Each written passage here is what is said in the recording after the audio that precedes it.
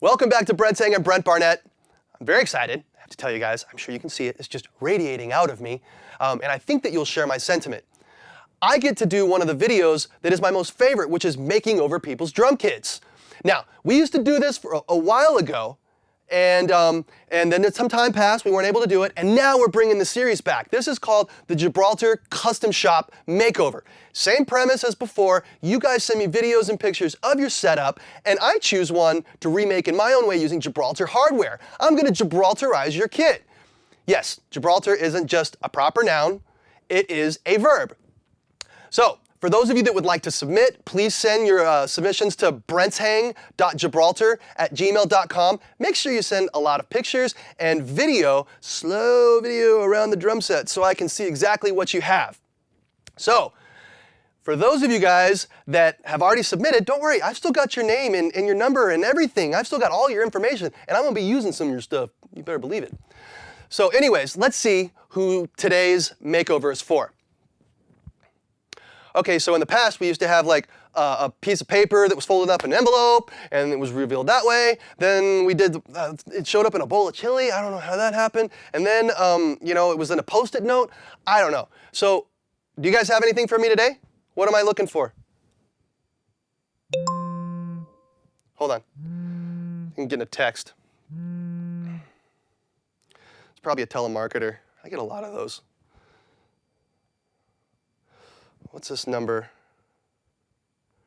721-66. It's got to be a scam. Oh! You guys are sending them now, sending the reveals through text now. So, we're doing a makeover for Sean Gray.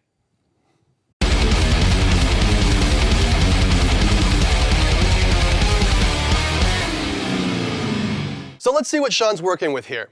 He's got a 5-piece kit with a 1-up, 2-down type of configuration. So we've got a 12-inch rack tom, 16-inch floor, 22-inch bass drum, 14-inch snare.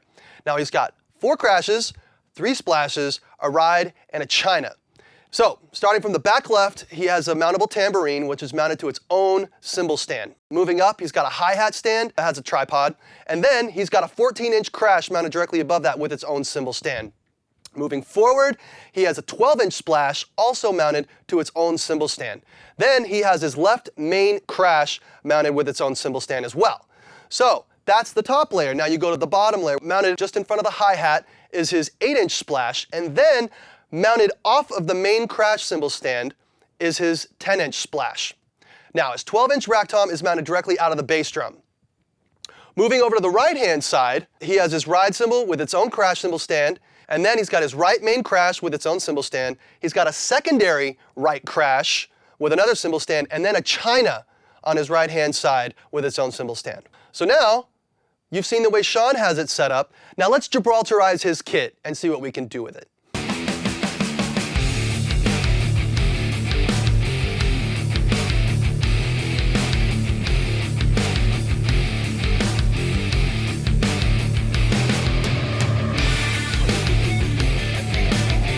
So here's what I did to Sean's kit. I built a rack. Shocker, I know.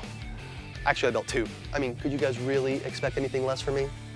So the reason I built a rack is because racks offer you the most flexibility when it comes to a number of cymbals and drums. When you've got 3, 4, 5, 6, 7 cymbals, 2, 3 rack toms, a rack really helps because you can make your rack as big and flashy as you want to, or you can make it as small and compact and simple as you need to so that you can conserve on floor space, save your setup and teardown time. You could also, make your setup look really hip. So I based my version of Sean's kit off the stealth rack. Now, when I build a rack, I start from the middle and work my way outward. I start with the rack toms, bass drum, and snare drum. Make sure that's all exactly how I want it. Then I build outwards. Sean's only got a 12-inch rack tom and a 14-inch snare right in front of him, so I knew that I wanted to use the stealth rack. I wanted everything to have a really tight footprint because, space, it's like water. You run out of it. So we have the gsvms-kit holding his 12-inch rack tom and his 14-inch snare. Since Sean plays a Pearl kit, he'd have to use a different model. He'd have to use the gsvms, which comes without the rack tom mount and the snare basket. He can use his own and still accomplish the same thing. So, because I wanted this to be a really tight footprint, I created two little 24-inch side racks. Now on the hi-hat side, I attached the side rack to the same T-leg that the stealth rack is attached to.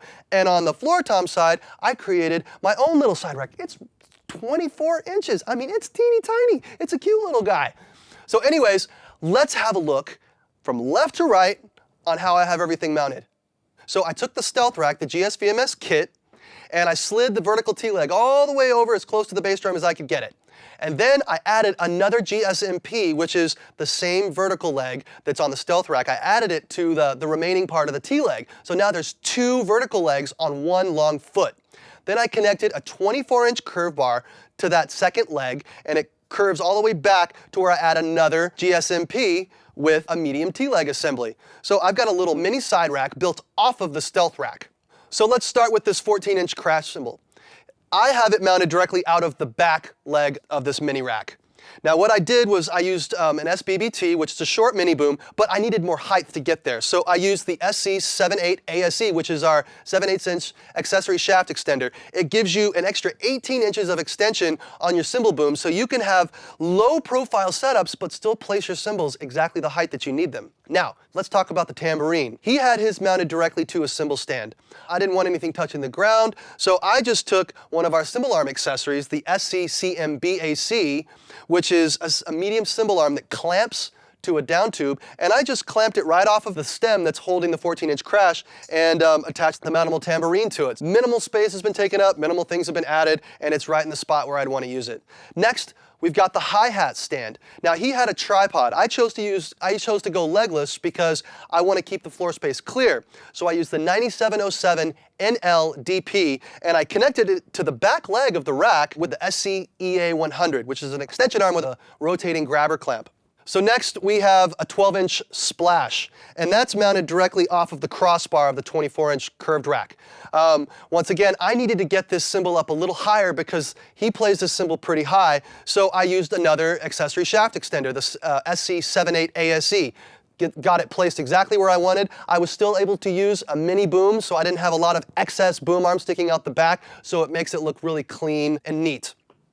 Moving over to our main crash, I mounted out of the front T-leg assembly, and I used the 6709 NL, which is our no-leg cymbal stand. And the only reason I did this was because I wanted to show you guys there's other options other than just the accessory shaft extender, that you can actually get more height out of something if you want. The accessory shaft extender is great because you don't have to purchase a whole new cymbal stand. You can use your existing boom arms and it will get exactly get your cymbal where you need it. This one, however, the 6709 NL, gives you two tiers of adjustment and allows you to get even higher than the shaft extender does. But I used this one right out of the front leg of the little mini side rack to mount the left main crash. So now we're going down to the two splashes on the bottom row. So we have the 8-inch splash that was tucked in there nicely between the 10 and the hi-hat. I've got it using a long boom with a brake tilter, the SC LBBT, mounted directly to the crossbar. Now, if we shift over to the 10-inch and the rack tom, I've got the rack tom mounted to the Stealth vertical mounting system, and then I used the SC-CLRA, which is a little cymbal arm, and I just mounted that to the excess L rod that was left over from my rack tom. So once again, I'm not adding anything else to the rack except for just this little cymbal accessory. So moving over to the floor tom side, I have 4 rather large cymbals mounted to a tiny, itty-bitty, teeny-weeny 24-inch curved side rack. I mean, I think the diameter of a tripod span takes up almost that much space at least. Imagine having 4. I had the GSMP, which is the vertical mounting post, and it's 14 inches tall. I used 2 of them. Then I mounted them into the large T-leg assembly, which is the SC GCS-QC LTLA. So you got 2 of those, make your legs, and then I just connected it with a 24-inch curve bar, the SC GPR24C, and attached everything together with the right angle clamps. Bada bing, good night Cleveland, go home. I'm done while you're still taking down your stuff. So on the right-hand side, I've got my ride cymbal mounted directly out of the front leg of the rack. Then I have my right main crash mounted directly off of the crossbar. I wanted to show you guys a different option as to what you could use to get your cymbal up high. I used the 6709 NL, and this is the no-leg cymbal stand, so this allows me to get the cymbal positioned very high and boomed in close to where it needs to be. Then moving over to the second right crash, we have, I mounted it directly to the crossbar, just using the SC LBBT, the long boom arm.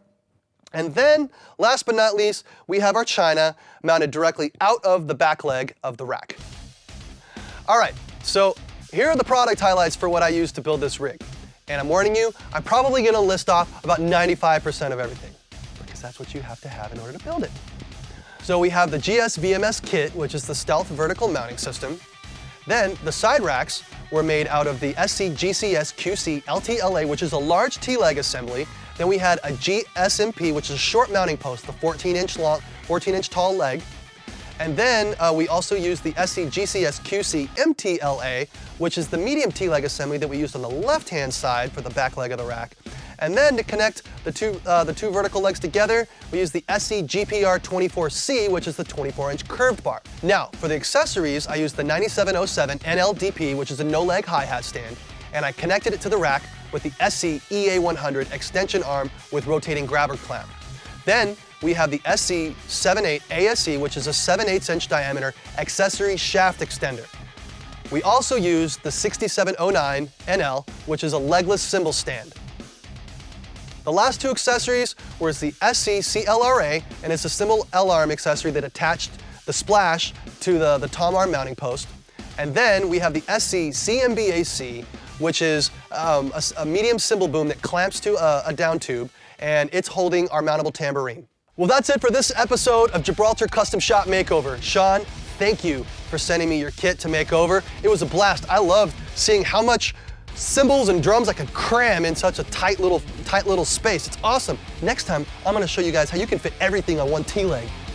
Yeah, we'll see about that. That's a tall order. But anyways, for those of you guys that want to submit, please send all of your videos and pictures to brentshang.gibraltar@gmail.com. And for those of you that have already submitted, you are on a list and you could be the next person I make over. So we'll see you next time.